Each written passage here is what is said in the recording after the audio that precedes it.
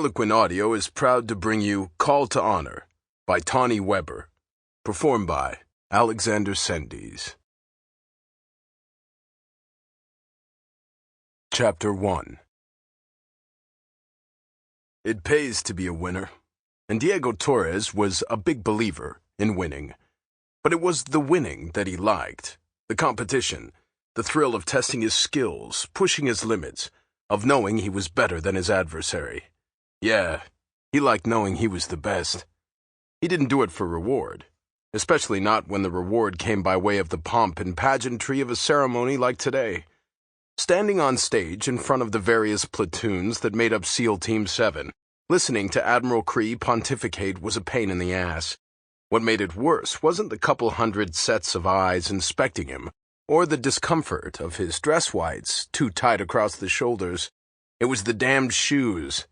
Diego's toes pinched in the mirror-bright black patent leather, begging him to flex. He didn't, of course, not while standing at attention, but damn, give him a pair of combat boots any day. As the sun baked through his cap and the heat of the morning swirled around, he wondered what Yahoo had decided to hold this ceremony outdoors, and why it felt so much hotter standing in the San Diego sun in whites than it did in the Afghan desert in full combat gear. Probably because combat gear fit him better. Diego had spent a large portion of his life fighting over the wrong things. He'd fought over turf. He'd fought over gang colors. Hell, if the mood struck, he'd have fought over just how blue the sky was. It had taken a bullet barely missing his heart to clue him into the fact that maybe the things he was fighting over simply weren't worth dying for. He'd figured that out when he woke in a hospital bed, his mother's careworn face wet with tears. Wondering if he'd see his 18th birthday, Diego had taken stock of his situation. He'd started out a street thug, worked his way up to gangbanger, then into the powerful role of first lieutenant of the Marauders, an East LA gang determined to claw its way to the top of the food chain. It wasn't the bullet that had made him reconsider his chosen lifestyle, nor, he was still ashamed to admit, was it his mother's misery. It was the fact that his gang, his sworn brothers, had left him in that filthy alley to bleed out while they ran to save their own asses. That had made Diego rethink his definition of brotherhood, of honor. Now that he was a lieutenant in the United States Navy, he still fought. But he fought for his country.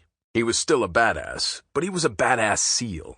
And if he got shot now, he knew his team would lay their lives on the line to get him out. And that was key for a man who put loyalty above all else. As the Admiral's voice boomed out his pride in the elite power of Special Forces, Diego didn't look toward his superiors on the left, even though he stood shoulder to shoulder with Lieutenant Commander Ty Loudon, who stood with Commander Nick Savino on his other side. Diego didn't look to the right toward his teammate, Lieutenant Elijah Prescott, or beyond him to Petty Officer Aaron Ward. But in his mind's eye, he could see them all standing as he did, eyes forward, shoulders back, basking somewhere between pride and misery at such focused attention. Their faces were as familiar to him as his own. Brothers in every way but blood, Diego would and had put his life on the line for every one of them, and knew they'd do the same for him. With his mother dead 3 years past, these men were Diego's family. They'd helped form him into the man he'd become. They'd been part of shaping him into a SEAL he could be proud of. And these here on stage?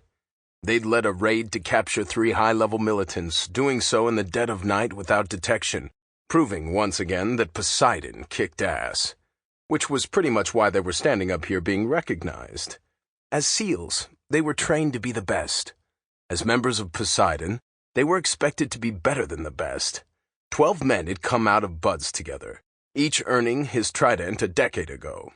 Thanks to Admiral Cree, all 12 served among SEAL Team 7's various platoons, allowing them to continue to train together, to study together, to excel together, and, when called up, to serve together.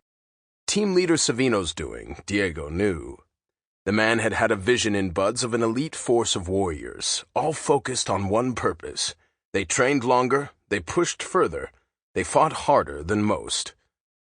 They made their mark, and now they were getting awarded for it. Diego damn near rolled his eyes as the speech eulogizing that award droned on, and on, and on, and on. Sample complete. Ready to continue?